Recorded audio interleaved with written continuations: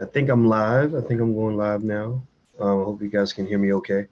I had a heck of a time trying to get live today. For some reason, it was giving me problems, and I don't know why. And so hopefully this is eighth time is a charm. Looks like I'm good. Looks like I'm in. Looks like we're cooking with gas and grease and all that good stuff. And the funny thing is, I'm live on Facebook too, and I had my camera turned around, so you were looking at. Uh, they were looking at your legs. They saw your sexy legs. So anyway, what's going on, everybody? How you doing, Black people?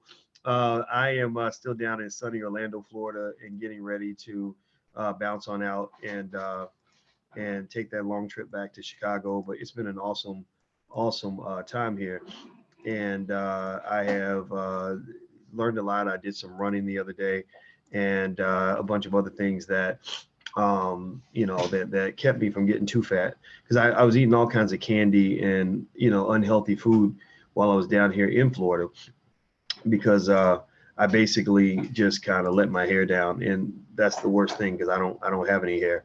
But anyway, what's going on? Say hello. Do me a favor, just say hi. Let me know that you're here. Let me know that you're breathing.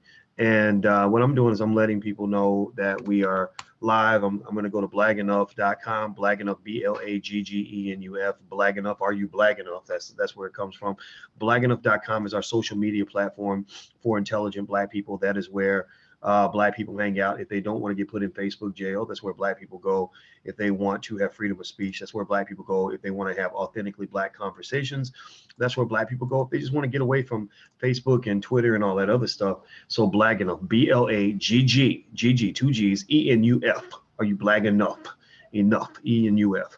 All right, so feel free to check out blaggenuf.com. And also, if you want to support Black media and also be part of our special club called the League of Intelligent Black People, you can go to intelligentblackpeople.com. That's intelligentblackpeople.com.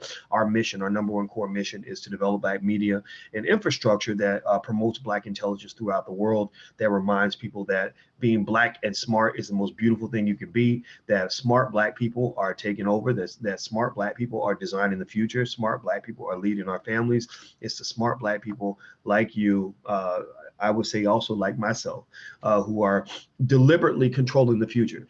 You're right. The only way you can control the future is if you are deliberate about it and intentional about it, right? You cannot be successful if you're not intentional about your success. Greatness and success, they don't happen by accident. They don't happen by happenstance. They don't happen because somebody lucked out and won the lottery. Usually greatness comes because somebody made a plan. Right. So I always ask you guys from the jump every day when we get started, when we have these conversations, it's like, Black people, dear Black people, what is your plan? That's it. Dear Black people, what is your plan? If you have no plan, well, guess what? Massa got a plan for you. Massa always got a plan for you. And also the other thing that you'll notice and recognize is that anybody out here who's gotten ahead, who's made some money, who's succeeded, who's gotten what they wanted out of life, 99 times out of 100, they had a plan. Very few people are like, oh yeah, I just lucked out, tripped up and landed on $20 million. Most people will talk about a plan that they've had, a master plan they've had, since Dougie Fresh was a teenager, right?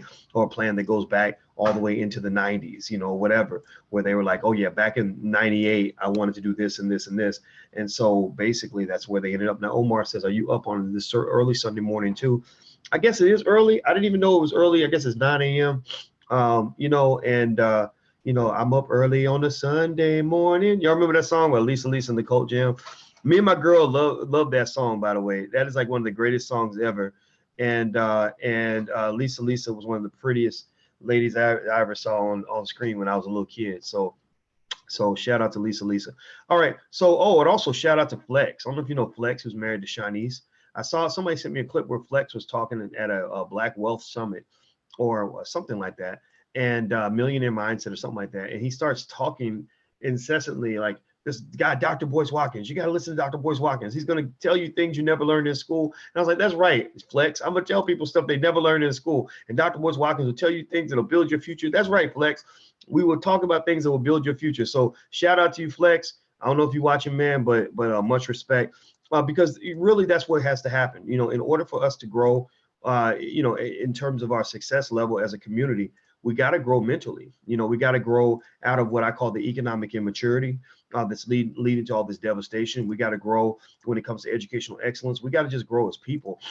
And if we don't do that, then if you don't grow, then you'll always be slow. You'll always be in last place and you won't know why.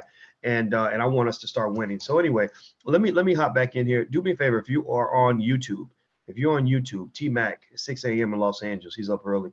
If you are on YouTube, take a second, please hit that thumbs up button. Please take a moment of silence. Take a moment of silence and find some button and hit that button. It might be the share button. It might be the thumbs up button. It might be the like button. Whatever button. Hit a button. Everybody. Dev Woos wanted to know if your principles apply to Canada. Yes, they do, because they got money everywhere. So yes. So after now I've just shared that with you. Now I want you to hit that button, please. Okay. All right. Thank you, Pamela Coleman, for telling people about Black Enough. You can spell it with 1 F or 2 Fs. All right. I just made you a moderator because I love you, and I don't know you, but I don't know you personally, but you seem like a beautiful person. So you are now a moderator on my channel. So my life is entrusted in your hands. So anybody coming here trolling, you stamp them out like we do all the trolls. All right. So let me break this down for you right quick. Let me tell you guys what was on my mind this morning. I slept beautifully, next to the Queen, and I woke up, and I literally woke up with the ultimate bliss that that you can feel. I felt so good, and I remember thinking, man, this was like the perfect sleep. I slept so well, and when I sleep that well, it's because I was in a deep sleep, and that's when ideas come. That's when God sends me like my vision for the future. That's when He sends me a framework to see things. And I woke up thinking about rappers. I woke up literally thinking about how we look up to so many rappers, and some of them for good reasons. Some of them are very talented, but I think we look up to them a little bit too much. But at the same time, hip hop was an art form that Black people owned and Black people created. We let other people steal it. We let other people have it. We gave it away. We get mad when white folks take our culture, when they appropriate our stuff. But at the same time, we sometimes lead the charge on cultural appropriation. We put our intellectual children up for adoption and then get mad because somebody else decides to be a loving parent, right? We spent the 70s and the 80s dying to get out of the hood, and then got mad when white people came back and wanted to live in the hood, right? And when they gentrified it and said, wait a minute, this is some lakefront property, God damn it. We're going to take this lakefront property and we're going to make it into something special. This is something that Black people could have did. If you added up all the money that we might have spent on Gucci belts and jewelry and clothes and Popeye's chicken or whatever it is, if you added up all that money over the last 20 or 30 years, we could have gentrified 1,000 Black communities. Seriously, I saw a video that was quite fascinating where they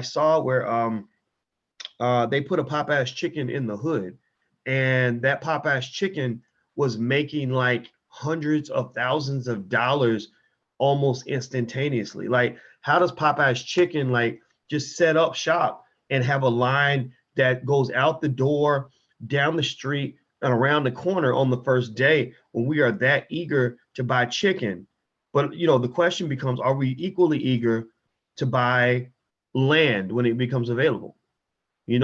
Are we equally eager to buy education when we can learn something that's going to improve our lives, right? Are we equally eager to go buy stocks and bonds? I told y'all Christmas is coming. This is when I'm gonna start being. I'm really literally. I'm not. I'm gonna tell you the truth. I'm gonna start becoming a little bit of an asshole right now, and because everybody needs an asshole in their life. My father was an asshole, and and I ain't gonna lie. He's a good man, but he's an asshole, and everybody needs an asshole. And I'm gonna be your personal asshole right now by telling you that the same way those politicians were like, it is a disgrace to your ancestors if you do not vote for the Democrats. It is a disgrace. Obama said, it is a disgrace to my legacy if you do not vote for Hillary Clinton, right? Well, I'm not going to do that because I don't agree with any of that. I think that stuff is kind of silly. But I will say that Christmas is coming. Christmas is coming, and it is a disgrace not to your ancestors, but to those who are going to come after you, right? Those for whom you are the ancestor. It is a disgrace to your descendants for you to not use Christmas as an opportunity to buy something for your children that is going to grow in value as opposed to lose its value, right? A lot of us, are very quick to go buy toys at Christmas. And we know that that's a losing strategy. We know that buying toys means like basically you're giving your child this thing they're going to play with for about 2 weeks, and then it's going to sit in the closet and not get touched ever again. It's just going to be wasted, right? But if you buy your child a share of stock in addition to the toy, not in replace of not to replace the toy. I mean, if you like me, I mean, I would have got pissed if all my parents did was buy me stocks and bonds for Christmas. Like, don't torture your kids. Like, let them have some toys. Let them get that, you know, that little stupid toy that everybody wants from the mall that they're gonna forget about in about, you know, 6 months. But let them go ahead and have that toy. But with the toy, just say, hey, here's a share of stock to go with that toy, so that we can start planning for your future. Or better yet, maybe make a little rule that says, you know, for every dollar I spend on toys, I'm going to spend $1 on buying something that's going to keep its value, like a share of stock or whatever it is that you get for. I use shares of stock as a good example because that's easy to do. You can get an app, Acorn Stash Robinhood, and download that app. And so do that for your children. You know, if you love your kids, then you'll plan for them. If you love your children, you'll protect them from white supremacy. The biggest way to protect your child from white supremacy is to put some dollars in their pocket. If your child has some money in their pocket, then it's a lot harder for a racist to tell them what to do. If your child is not economically busted, you know, then it's easier for them to be free and to go live their lives and to do things that they want to do, as opposed to doing things that somebody else is telling them to do. So give your child the gift of freedom for Christmas. Christmas is coming. As your personal asshole, I'm putting the heat on you. I'm telling you, you know, if you are a mother, you will be a better mother if you plan for your child's future economically. If you are a father, you are a better father if you plan for your child's future economically. I'm not going to go as far as saying you will be a bad father if you don't do this, because that's kind of mean. That's kind of, you know, I don't want to hurt your feelings. I don't want to say anything that I would be actually thinking, but I'm not actually going to put it in words in my mouth. So, because I don't want to hurt your feelings, I'm not going to say it. I'm going to think it, but I'm not going to say it. But really, at the end of the day, I want you to take it upon yourself to be the best parent you can be and prepare for your child's economic future this Christmas. Other things that we have, Dual is sharing financialflashcards.com. If you go to financialflashcards.com, we have flashcards you can buy for children. I'm going to hit up my assistant to find out where the curricula are that you can buy if you want to get, you know, some of our stuff. We've got the Black Millionaires of Tomorrow program for children at blackmillionairesoftomorrow.com. So we've got some options out there. In fact, I think that they're actually doing something soon this week. I think the team has something put together for BMOT kids, but I don't have the URL. Let me see here. Let me ask my brother.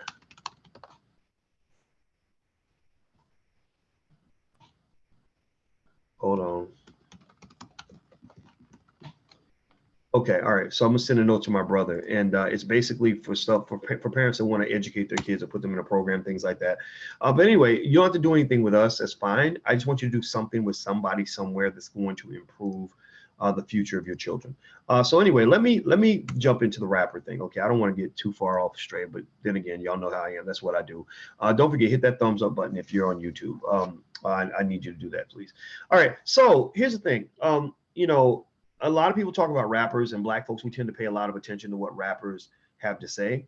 And so I want to talk about a few reasons why most rappers are broke. Now, the reason I think I'm uniquely qualified to have this conversation is because I know a lot of rappers, right? I know a lot of famous, super famous rappers. I know a lot of rappers who are not famous. You know, I don't know everybody and everyone in the industry, but I know that I've done enough through the years to have pissed off Jay-Z. For example, when I called him out for the fact that he was, for many years, all he rapped about was materialism and things that didn't add up. And that bothered me. And Jay-Z actually flipped his tune. I had a long conversation with one of Beyonce's road managers. I'm talking about 2-3 hours we were on the phone. And one of the things he was doing the whole time was trying to convince me that Jay-Z, at the time, this was 4 or 5 years ago, he was trying to convince me that Jay-Z was not a complete materialistic sellout. And I said, I believe you that he's pro-Black. I believe you that he cares about the community. But what I want you to kind of understand is that what you believe is not as important as what you do. You know, I want to see, you know, what is Jay actually doing? Show me, you know, like encourage Jay to let it out, you know. And I don't even know if this played any part in what he did later, but Jay had a remarkable transformation that I'm really proud of. You know, I thought when he made the album 444, I thought it was right on time. You saw Beyonce being very pro-Black, and my big thing about Blackness is hate it. I hate the idea that we have to be ashamed of being who we are. You know, it bothers me. It bothers me that when it can't be mentally healthy for you to spend your life thinking that who you are is a bad thing, that you have to hide everything about who you are, especially the things that matter to you. And so anyway, with a lot of rappers, you know, I just kind of watched them and observed them and analyzed their financial behavior, analyzed the culture. Culture is everything when it comes to economics. If you have an economic oriented culture, then you're going to have a lot of economic prosperity. If you have an educationally oriented culture in your household, then you're going to have a lot of education. That's why, for example, in our Black Dragon program in the Black Business School, and we're teaching people how to create Black Dragon families. I've been telling them that you as the head of household can shape the culture in your house. You can shape the culture in your home. You know, if your kids come into the world and they just know that education is just premier, like in our household, I'm a professor, she's a professor. Going to college ain't even a debatable topic. That's not even something we have to talk to them about doing. Yeah, we don't straight A's and all that. That ain't even something that's like, oh, well, you know, you should do better in school. We don't have to say it. They see us do it every day. They see us having thoughtful, intelligent conversations every day. You know, they see us, you know, the value of education is understood, right? Same thing, economics. I'm in here every day yelling on the computer, talking about economics. Well, they're hearing it every day that economics is important, economics matters, right? So that's what you want. You create a culture in your household. It's almost like air conditioning or something. If the air condition is always on, then everybody's going to feel cool, and it's going to be 70 degrees, you know, on their skin, because they're just it's in the air. It's in the air. So you want education and economics to be in the air in your household. And same thing is true outside of the house, though. There's also a temperature, a culture outside of the house, right? Or what you might call a cultural temperature, where you've got media that then decides, okay, this is going to be what we define as Black culture. And that's hugely tragic for Black people, because white people are shaping Black culture. You can't have white people telling you what Black culture is, because white people will always tell you that Black culture is slave culture, right? White people will always tell you that Black culture is servant culture. White people will always tell you that Black culture is materialistic culture. Well, why is that? Well, because they need you to be consumers. They need you to keep buying their products and buying their bullshit so that they can remain in power. The Democratic Party will always tell you that Black culture is voting rights culture, that the biggest thing that they're going to fight for you on is voting rights, which is no different from the local mall fighting for your right to use your credit card, saying they're trying to take away your rights to use your credit card, and that's wrong, that's racist, that's bad, right? Well, why would the local mall fight for your right to use your credit card? Because they know that as soon as you get that card, you're gonna go spend that mug up at the fucking mall every Saturday, right? So why do you think Democrats are always spending all their time talking about voting rights and voter suppression? They talk about that a lot because they know that if you can't vote, then you can't keep them in power. But if you can vote, you're going to keep them in power. So ultimately, they're always going to fight for voting rights. Just like the local mall is always going to be like, we want to make it easy for people to vote for us economically, to vote for us with their dollar bills by giving us all their money. We want to make it easy for you. We're going to put an ATM machine right here inside the store so that you don't run out of money. Casinos do that too. You ever notice in casinos, they always got the ATM machines around, right? Make it easy for you to get that money. Yeah, you know, we're always going to make sure that we take every kind of credit card imaginable.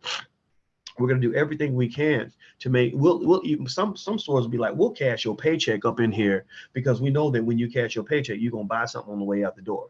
Do you understand? So basically, there are people that always have an interest in controlling Black people, controlling Black economics, and controlling Black culture, because that's what keeps them rich. That's what keeps them powerful. So anyway, with rappers, unfortunately, many of these rappers are controlled and managed. They're puppets, right? They're controlled and managed by somebody who's not Black, maybe some old Jewish guy or whatever. Who's in fact, I saw these two rappers. I think it was Trippie Redd and 6ix9ine, Tekashi 6ix9ine, two. Unfortunately, these young guys, these young men are products of trauma. You can just tell instantly from watching the video. They done been through some shit. When I see rappers like that, you know, they mumbling, they look like they high on drugs. They're promoting drug addiction, which is death, which kills people, right? Lots of people die from drugs. We know about, you know, those of us who are old enough to remember what crack and heroin did, you know, making mothers abandon their babies, having your favorite uncle walking the streets looking crazy, you know, whatever. Like, we saw that trauma. I don't know if young people saw this. I think that's why they think it's okay to promote this culture, especially when this old Jewish man's paying them money. Well, I remember that these two rappers got into a beef. And I was fascinated by, by the artists because they were very talented, but very disturbed, just disturbed and disturbing. Anyway, so I went back and I read their bios on Wikipedia, like to find out, like, okay, what trauma created this person I'm looking at right now? And like clockwork, I see, oh, his daddy died when he was 13. He went to juvenile detention, probably got raped, beat up a few times until he became the tough guy. Then he joined the gang because the gang gave him the family he never had. Right? It's kind of like a textbook kind of thing, like thugs and thuggery and niggatry is mass produced the same way you can mass produce coffee tables on an assembly line, or the same way Ford trucks are produced on the assembly. You put the wheels on, put the engine in, you twist a couple screws, you drop in the hood and whatever, and then you got a truck. Well, the same thing is true when it comes to the manufacturing of a thug, or the manufacturing of a black man, a destructive black man. You start with, how you educate him. You go with the media, you traumatize him a few times. You have the police deal with him a certain way, the teachers deal with him a certain way. Next thing you know, you throw in a couple of tats, you throw in some extreme trauma, maybe some violence, get him shot a couple of times, kick him out of school, have him grow up ignorant. Next thing you know, you got a thug right off the fucking assembly line. They manufacture all this shit is made in America. All the craziness and chaos that you see in the black community is made in America, right? So anyway, I looked at their Wikipedia pages to know their background, but then I also found out, if I'm not mistaken, that they were both actually that they're beefing. These guys were beefing, like, nigga, I'm gonna kill you, I'm gonna fuck you up. If I see you in the hood, I'm gonna beat your ass, right? Just, like, again, standard niggatry. Like, it's, again, manufactured, made in America, made by white people and distributed to black people, like trickle down fucked up economics, right? Trickle down fuckonomics. Like, they just trickle that poison down through media, right? Through all the radio stations and stuff like that. The only exception might be the Breakfast Club. I think the Breakfast Club does a good job of having balance. I think they probably feel a little bit guilty about some of the nonsense they promote. I know Angela Lee, Charlamagne the God, and DJ Envy. I've been on the Breakfast Club about 3 or 4 times. I can't remember how many times. And I think they feel guilty. I think that's why they'll bring on a Farrakhan, or they'll bring on a Dr. Wesley Muhammad or whatever, because I think they feel bad. I think that they're smart enough to know, like, this is killing our people. Like, people are dying over this, and we're promoting this, and we got to balance it somehow. So, but most media doesn't care. They spread that out. And I found out, if I'm not mistaken, that these two guys were both, while they were beefing, talking about I'm gonna kill you and everything else, they were actually represented by the same person. I think they said that their manager, or what the head puppet master, was actually some old Jewish guy, right? Who's literally allowing this to happen, creating this chaos, creating this environment that is helping them sell records, helping them make money, right? So this is the game they play on you. This is how they get you screwed up. This is how they fuck up the heads of your children. And so here are a few quick ways. And I know some of y'all get so mad at me when I don't like do a 30-second video and tell you exactly what the topic is, or exactly what it is, but I think that all this stuff in the background is very, very important to help us understand this, to really sort of deeply analyze what's going on with our people. Here are a few reasons why rappers end up broke. Number one, a lot of rappers don't have money because they don't know the difference between spending and investing. They don't know the difference between a purchase and an asset, right? An asset is something that you own, that keeps its value, that grows in value, right? Land, stocks and bonds, small businesses, things like that. They tend to brag about spending money on material items. I just got me a $300,000 car. I just went to the strip club and I put, $100,000 in stripper thongs. So for them, and the thing is that I think that they believe it's a little bit of an investment, because when you're making it rain and you're acting a fool, it's building up your street cred. It's building up that respect that you get from people in the street that are like, yo, look at the homie with all the money he got, like it's ironic and backward and kind of unfortunate that that black men are the only group of people that are led to believe that the way you show how much money you have is by giving all that money away, right? That's kind of stupid. Think about that. Like, it's like, I want to prove to you how much money I have by taking the money I have and giving it away, which makes me have less money than I had before, which kind of is like, the more I want to brag, the more I want to show off to you, the worse off I'm going to be. Eventually I won't have nothing to brag about, because I'm going to spend all my time bragging and showing off, right? So spending versus assets, you don't hear many rappers talking about assets or buying businesses and buying property. Most of what they're, a lot of times, the younger rappers anyway, the older ones, most of them mature, like Ludacris and even Rick Ross a little bit, even though I don't think Rick Ross is going to live very long. I ain't gonna lie to you. Every time I hear about a rapper having a seizure, it goes through my mind instantly. I just can't say these things because people get their feelings hurt. People get all soft and sensitive and shit. But literally, I think about the fact that they promote the drug culture and they're all sipping that purple shit. Like that purple stuff, if you look it up, it causes seizures. So that's why Rick Ross is having seizures. Lil Wayne was having lots of seizures. That's why Cardi B had a seizure. And again, I don't know if Cardi B, I would speculate that. I wouldn't be surprised if there was a connection, right? I'm not trying to say this is what's going on. I'm just saying it wouldn't surprise me. And then the other reason why a lot of rappers have no money is because they don't understand business. They get into these deals, and first of all, an artist's brain typically works differently from, the brain of a business person or a mathematician. Artists are thinking creatively, and they're thinking about the artistry, and they're thinking about trying to get big by being great artists. They're not thinking about, what's a debit versus a credit? How do you keep your financial records? How do you structure your business? Do I go to LLC, S Corp, or whatever? And I think that's okay. I just think that if you are an artist, when I counsel artists that reach out to me, I tell them, I think you should have, you're very talented and that's great, but you need one person around you who ain't thinking nothing about music, who ain't thinking nothing about making dope songs. They ain't thinking nothing about, trying to get women and blinging. All they're thinking about is the business. All they're thinking about is how to take your brand and execute it at the highest levels and structure business deals that are going to benefit you and your family forever. A lot of artists are fooled because they think the things that they think are going to last forever, a lot of times will only last for a couple of years. For example, there was a time when Bobby Shmurda was the hottest rapper in America, and he was the hottest rapper in America for about 9 months. And then they hauled his little ass off to prison because he's promoting this drug and gun culture. Well, the feds can watch YouTube also. The feds know how to turn on YouTube and watch your video where you're carrying around AR-15s and Uzis and all that other shit, and they know where you at. They know where you at. So when they talk about the hip hop task force, that's real. So they're like, oh, this is easy. These are easy. These dumb Negroes are sitting ducks. They're literally rapping about crimes that they've committed, and they're on video showing illegal guns that they have in their possession. So we're gonna find out where they at. We know that they're stupid. We know that they're gonna be sitting around, getting high, with weapons around, and God knows what else, jewelry, money, all these other things we can steal. And we're gonna go rob these motherfuckers. Like, we're gonna rob these dumbass nigga-minded niggas because they don't understand warfare. They don't understand that when you are at battle, you play your cards close to your vest. You stay quiet and you stay smart. You don't tell everybody everything you got going on. Like Lil Wayne said when he said G's move in silence like lasagna.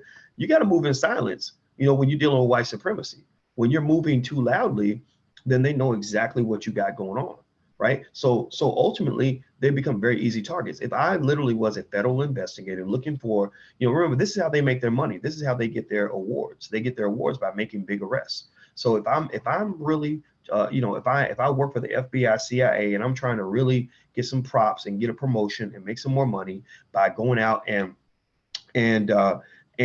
shutting down, shutting down big crime syndicates and all that, you know what I do?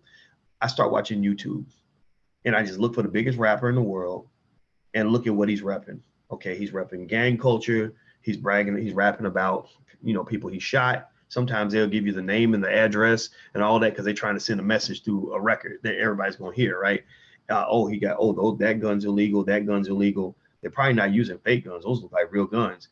And then you find out where they're recording, or you find out where their concert's at, and you just go get them backstage. Like, seriously. So I would go in and literally just go get them after the concert. Go get them where I know that they're going to be at, and then next thing you know, I'm getting awards and medals for making big arrests. Now, somebody asked, Artivist, yes, Artivist, I am listening, but I don't answer comments while I'm talking because I'm trying to keep my train of thought. So that's why I'm not. So it doesn't mean I'm not paying attention. It just means I'm trying to focus. I don't want to, because I got ADHD, and if I start thinking about something else, I'm gonna literally lose my train of thought. All right. So anyway, and by the way, if you actually do have questions and you want me to answer your questions specifically in the video, those of you who are members of the League of Intelligent Black People, I answer all of your questions.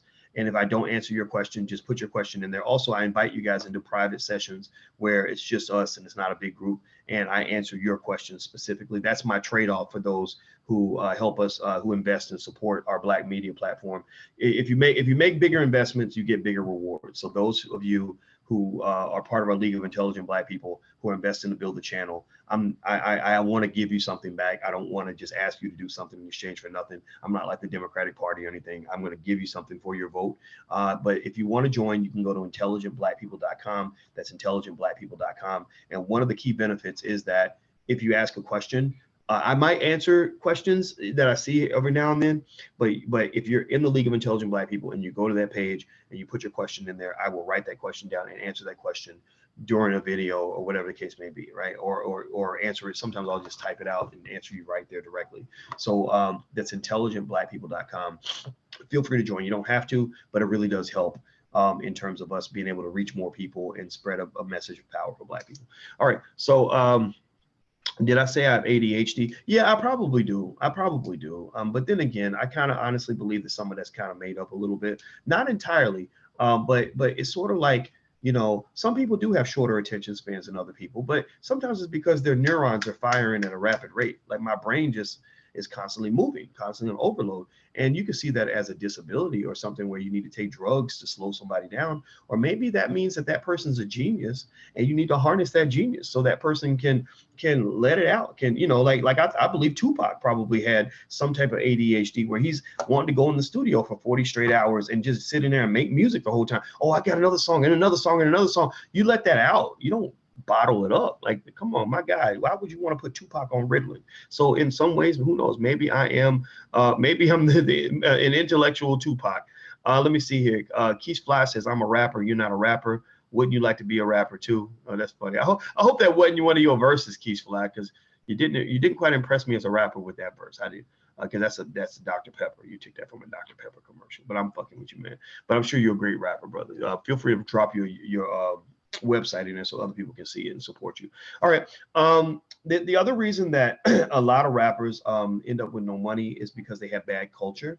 As I mentioned earlier, hip hop music creates a culture. It was started by Black people, but eventually occupied and gentrified by white people. And what happens is the airwaves and the media create mindsets within the listener that lead them to engage in specific activity. And so therefore, what happens is a lot of this activity, a lot of this culture ends up, being, destructive to the Black community. It ends up harming lots of Black people. Now, what I'm trying to do here is I'm trying to get them to give me that.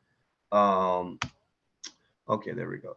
All right, because I want to tell you guys about this thing that we have going on for kids, and the team isn't responding. But anyway, so the thing is about the culture is that, I think especially for young people, they fall into that culture, and the culture of just spin, give it all away.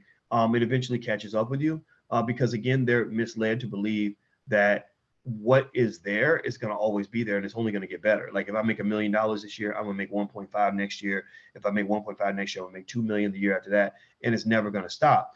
And the thing is that what goes up does eventually come down usually. And when it goes up, you don't know if you've hit your peak. You don't know if you've got a ways to go. You don't know any of that. So when you're not thinking in a conservative fashion, artists and athletes are not typically successful for being conservative. They're successful for being outlandish and outrageous and risk takers, right? So they keep taking risks, and the culture pushes you to take a lot of risks, like, risks that can get you killed, get you hooked on drugs, get you locked up, and sometimes those risks don't work out. So a lot of times rappers have a bad culture, and it creates big expectations, and big expectations typically ends up creating big debts. They'll go deep in debt because they're thinking, oh, I can pay this off. I made, $1 million last month, right? Or I make 50K, like T.I. used to say, I make 50K on the road tonight, G, right? And so y'all remember that song? What was it? It was a song he did with Manny Fresh. Y'all know what I'm talking about, The Greatest. T.I. is one of my favorite rappers. This guy's so talented. And he said, ball outrageous. You never seen a nigga like me, but I'm making 50K on the road tonight, G, or something like that. Anyway, I got the lyric wrong, but y'all know what I'm talking about. But the point is that, that they like rappers love to brag about money. They brag about women, and they tend to brag about violence. Like, if you make me mad, I'm gonna kill you. Look at all the women I got. Look at how much money I got. and that money has translated into material possessions. They feel like that's what they have to do in order to maintain a certain image to the public. Like there was a guy I talked to who counsels rappers, and he told me that, you know, a rapper came to him and asked to borrow money, and he said, wait a minute, you're on TV every day bragging about how much money you have, and so how are you struggling for money? And he said, well, I have to do that in order to maintain the image. If I don't maintain the image, then give me 1 second here.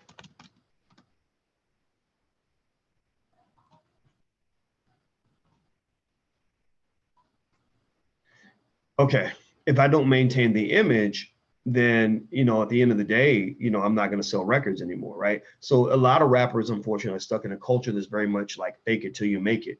And that kind of sucks because not only are you faking it, but then also at the same time, you believe that even if you're not making money, you think that you're like a hop skipping away from making money. Like maybe you're in the studio with guys that are making lots of money, so you think that you're next.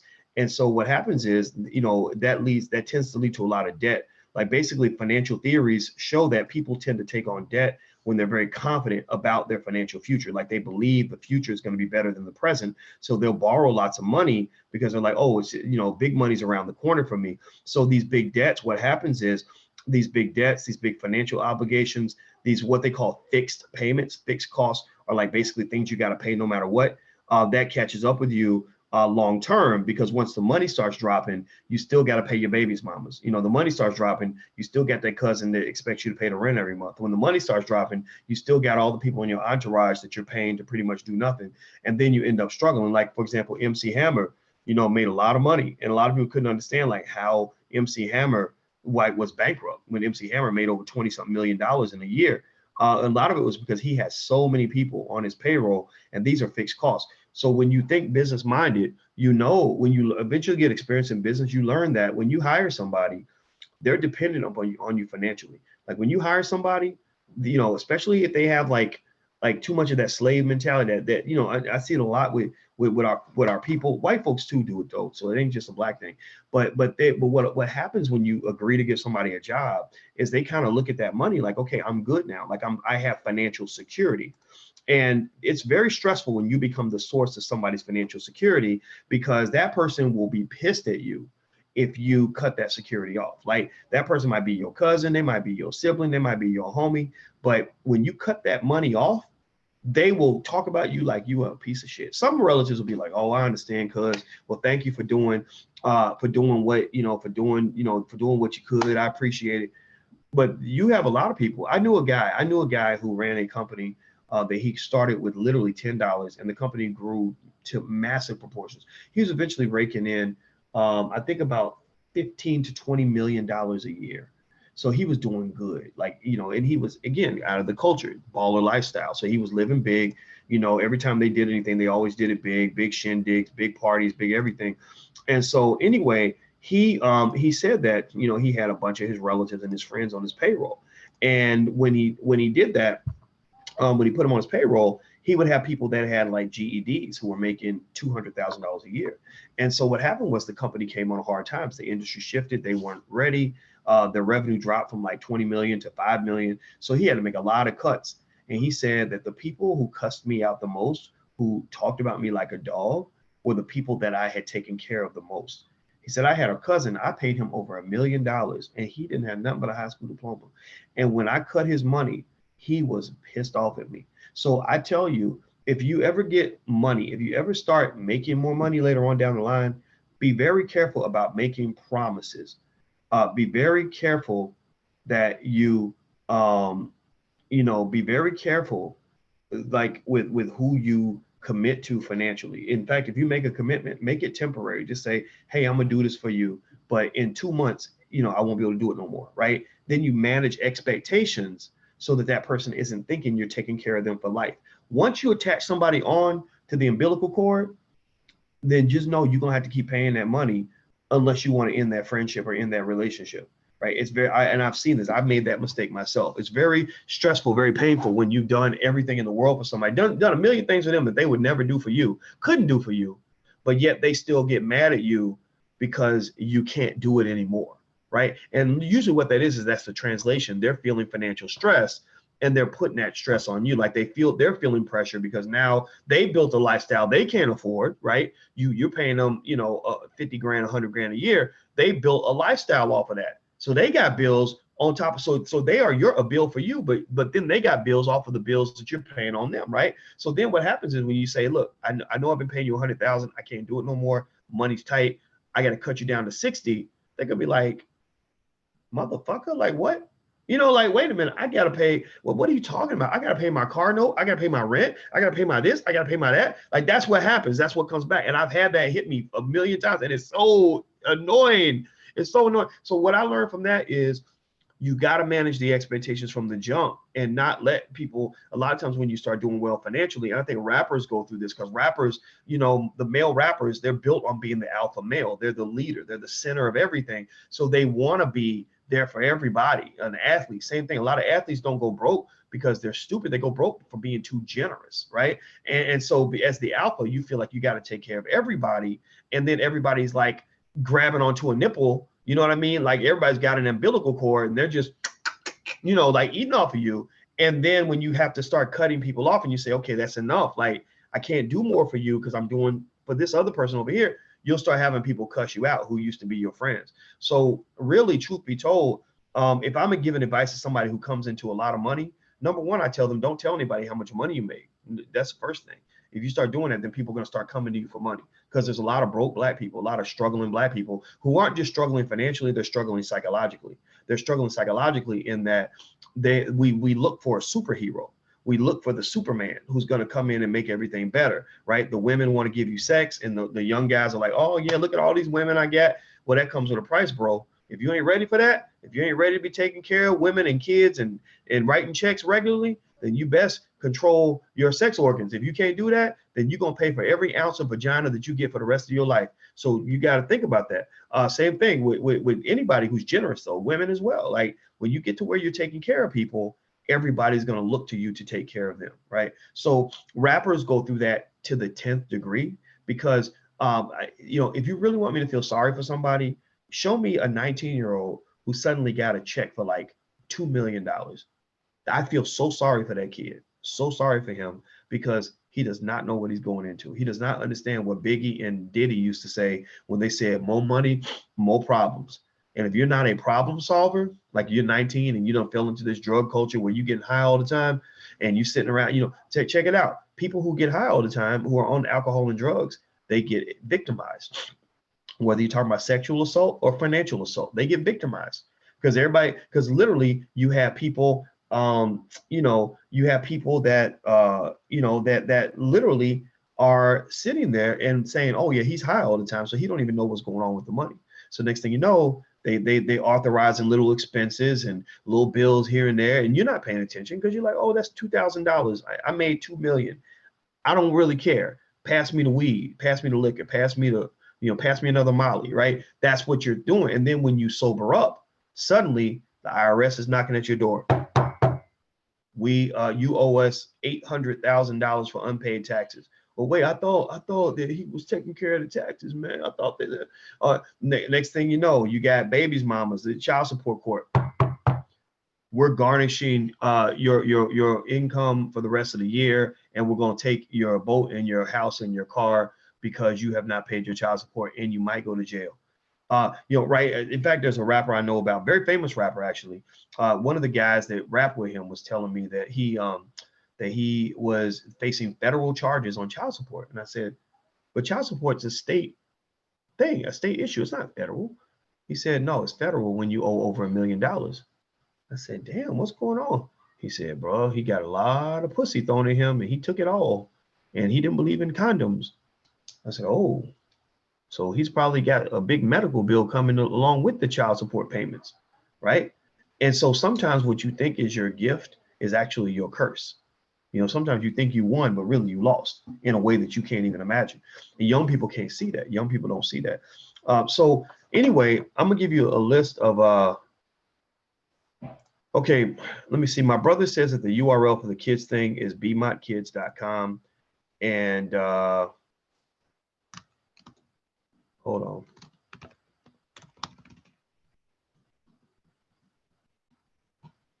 Okay.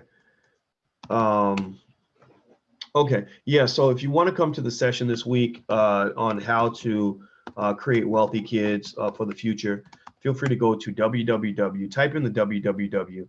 It's www.bmotkids.com. bmotkids.com. Dual or somebody, could you type that into the thread so other people can see it?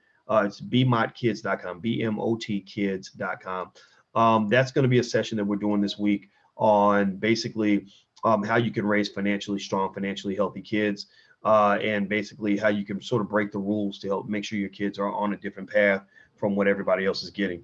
Now, somebody says, how are you paying for that, Adam? You're paying Dr. Claude Anderson in fruit or money? Okay, I don't know. Y'all having y'all's own conversation. That's so funny. It is Miss Mello. It's BMOT. It's not BE. And Pamela, that's actually not right either. It's B as in boy. Here, let me tell you. I'm gonna put it in here. I'm gonna put it in. I appreciate y'all though. Here you go. There's the URL. I just put it in there. BMOT. BMOT stands for Black Millionaires of Tomorrow. So Black Millionaires of Tomorrow. BMOTkids.com. So feel free if you want to come to that session. So basically, I was looking up just lists of rappers that have financial problems.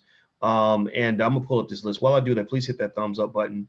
And also, if you want to join our League of Intelligent Black People, you can go to intelligentblackpeople.com. That's intelligentblackpeople.com. So when they listed on, this is from ranker.com, they list rappers who went broke. That's always an interesting conversation topic. They talk about Lauryn Hill, who has some trouble with taxes. It's one of the most talented artists I've ever seen. Nas had some financial problems. I don't think Nas is having financial problems anymore, though. He did in 2006, though. He did have his money garnished because he was $6 million in the hole with taxes. He did actually get that. I think he's doing better though because he's got some really good deals in the biz tech space, which I think really is the best way to go for kids. If you want your kids to be millionaires, make them big on business and technology. I think that'll give them a good shot at doing really well. Lil Kim, again, let's see, she owed $1 million in taxes. I think the rapper Common, he did face foreclosure on his condo in 2012. I assume he's doing better now though, because I always see him in movies. Like he makes white people pretty comfortable, so they tend to take care of him. The rapper Method Man, he had massive fines for tax evasion. Exhibit taxes. Lisa Left Eye Lopez, her and TLC were about $3.5 million in debt.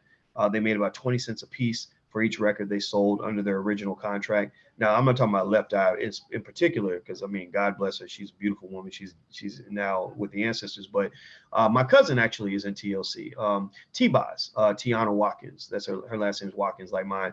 That's funny. Somebody asked her, they said, "Are you related to Dr. Boyce Watkins?" And she said, no. Well, let me correct you, sister. I'm going to tell you exactly how we're related. My grandfather's name is Matt. Your grandfather's name is Sam. And Matt and Sam are brothers. That's how we're related. So go check it. Go look it up, girl. Look it up. Cousin Boyce is coming to stay at the house next week. I'm playing. I am actually gonna be in Atlanta at the We Buy Black convention pretty soon. So, but I'm not going to T-Boz's house. She'd probably put me out. She would call the police on me. All right. So Fat Joe had again taxes. MC Hammer. 13 million in debt. He applied for bankruptcy in 1996. Rapper Ja Rule, after his career was murdered by 50 Cent, he owed about 1.1 million to the IRS in 2011. Beanie Siegel, IRS. Bow Wow, not IRS, but it looks like all the women got him in trouble. He had child support he couldn't pay, and he went to court and he said he only had $1,500 in his bank account. Trick Daddy, taxes. Young Buck, taxes. Swiss Beats got hit by taxes. Now he's married to Alicia Keys, and I think they're doing well though. They're making money, so I think he handled his business. But notice the common theme: Jermaine Dupri, taxes. IRS seized about $2 million, or seizes assets over $2 million in back taxes. The rapper Mace, taxes. Let me see. Luther Campbell from 2 Live Crew, he filed bankruptcy in 95. So you can kind of keep going, right? And you got a lot of people on this list.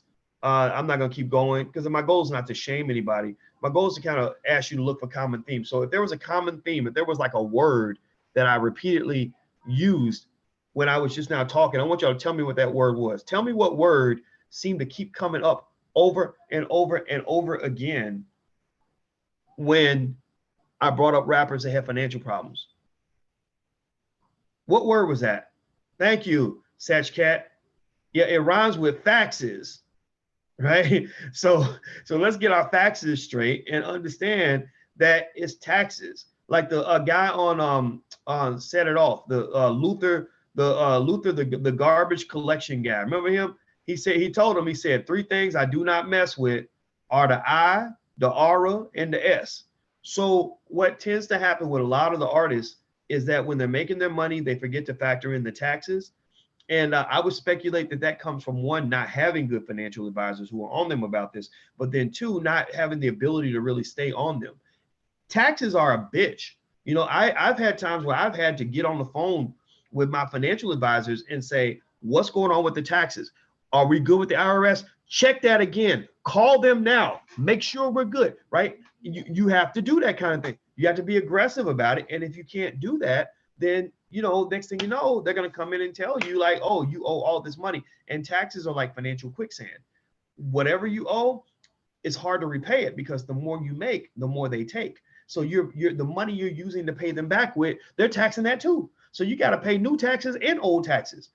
Just paying the new taxes is hard enough, but paying the old taxes, you know, is like impossible, right? And then on top of that, you got this other big tax called the family tax, the family and friends tax, where you're trying to maintain this crazy lifestyle and take care of all these people. So you're getting taxed from every direction. You're getting taxed in your current situation. You're getting taxed from the past. You're getting taxed from the people that are around you. It's really a little bit like, I compare it a lot to like the baby mama situation. I know. Can I get 5 minutes? Okay, I will shut it down in 5 minutes. Thank you. When she tells me what to do, I do it. You know why? Because she is so pretty that when a woman that beautiful tells you what to do, you can't help but to listen. Like I literally get mesmerized, like the same way Negroes, like coon Negroes get mesmerized when like Bill Clinton is talking or Barack Obama is talking or something. Like you mesmerize me in that same way. I see you and you tell me what to do and I always listen. I ain't stupid. Get you a good black woman and listen to what she says. Every brother in here, pay attention. Get you a black woman too. They're the best. All right. So anyway, let me keep going. So basically, we see the common theme, and it's not even a matter of clowning the rappers or saying, oh, you know, you guys are are idiots or anything like that. No, it's like let's not get carried away with the culture. You got to be able to override the culture, and the culture is what's killing them financially. Right. And in fact, most rappers I know are broke or haven't made much money. The rappers I know that are making money, the common theme is that they tend to understand business very well. I have regular conversations with rappers like my friend D1. I'm really proud of him. He's a young guy. He uses the power of hip hop in a very positive and productive way. He's touring all over the world. And he's making a ton of money. I don't ask him exactly how much it is, but I can smell the money. I can always tell when people are making money. And when we talk about business. You know, like I like talking to him because I don't want to sit around and just talk about how you can get a record deal, man. I don't know how to convince these white people to sign you, man. Like why would you? I don't even know why you'd even want that. And I'm not good at that. White people don't like me. Like don't ask me for advice on how to get along with white people because all I know how to do is get you fired from your job. That's what I don't know how to kiss a white man's ass. I can't figure that out. That's not something I'm capable of doing, but I can talk to you about how to be a black man and how to be a strong black woman. I can talk to you about how to take what you got and get the most out of what you got. I can talk to you about how to make an album and a video independent and go sell that shit and market that shit and distribute that shit on your own. I can tell you about that. I can tell you how to be free. I cannot tell you how to be a slave. I don't know anything about slavery. I've forgotten how to be a slave. I'm not fit for slavery anymore. So with D1, we don't talk about slavery. We talk about freedom. You know, when I talk to D, I love talking to that brother because we talk about marketing and distribution and contracts. And I say, oh, well, you know, you can go check out, we have a law school in the Black Business School where we got attorneys that can explain to you everything you need to know about contracts. Or here's another class you should take them on digital marketing so you can use social media to let people know about your music. And all. Like I love those conversations. Those are fun for me because I'm building a legacy with this brother. I'm not sort of creating like another rapper that's going to go through the fucking spin cycle, the economic spin cycle of white economics. White people practice powernomics on your ass every day. Like they literally practice powernomics on you constantly. And I'm not interested in feeding you to the shredder. Like that doesn't, excite me. That does nothing for me. We have enough rappers who've been signed to deals who ended up broke. I don't really care about that as much, but I do love the idea of people developing independent empires. Like, that's really inspiring. That lets me know that we're building a future together. All right. So anyway, how do you know if you're financially secure? Let me walk away from this discussion with something positive that you can keep. If you were an artist, or if you're looking at artists, or anybody, or you're a business owner, or you're just a human being, and you want to know, how do I know if I'm really financially straight? I would think a good benchmark for an artist to know, or anybody to know if you're financially good, is if white people stop paying you tomorrow, if you literally had no outside source of income tomorrow, can you survive off of the assets that you have and the income being produced by those assets? Like, if all you could do was feed off of yourself, like a fat person feeding off their own fat. You ever see it? You ever hear that when they talk about your body feeds off its own fat? You know, when you haven't eaten anything from the outside, so your body starts to feed off the fat that's inside it. Can you feed off of your own portfolio? You know, do you have stocks that you can sell? Do you have real estate that can either generate income or be borrowed against to allow you to get through a short-term financial challenge or fluctuation? Do you have a business that's generating income so that when you add up all the income from the different businesses, you're going to be good? Like, if you're a rapper or anybody and you're in that position, then I applaud you. I applaud you. That's excellent. Because for most people, when the economic faucet gets shut off, when that record deal comes to an end and that money ain't coming in no more, they're dead. They're done.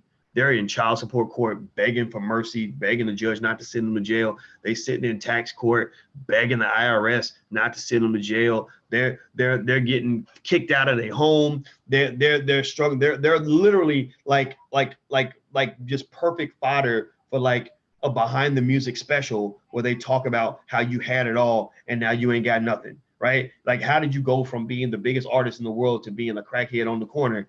Like, let's talk about that. Let us make money off of telling your horrible, miserable story that's going to make people want to throw up and cry at the same time, right? So ultimately, you know, that to me would be a good benchmark. If you have an artist who says, I can stop rapping tomorrow, I can stop making money tomorrow, I can stop touring, I can stop selling records, I can stop doing my movies, and I got enough going on. I got assets, I got property that's making money that I can sell, that I can borrow against. I got stocks and bonds that I can sell, that I can borrow against, that's making money. I got businesses that I can borrow against, that I can sell, that are making money.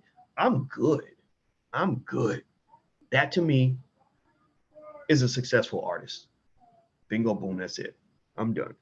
Do me a favor, hit the thumbs up button real quick, please. And also, if you're on Facebook, you guys might get a message from me at some point today.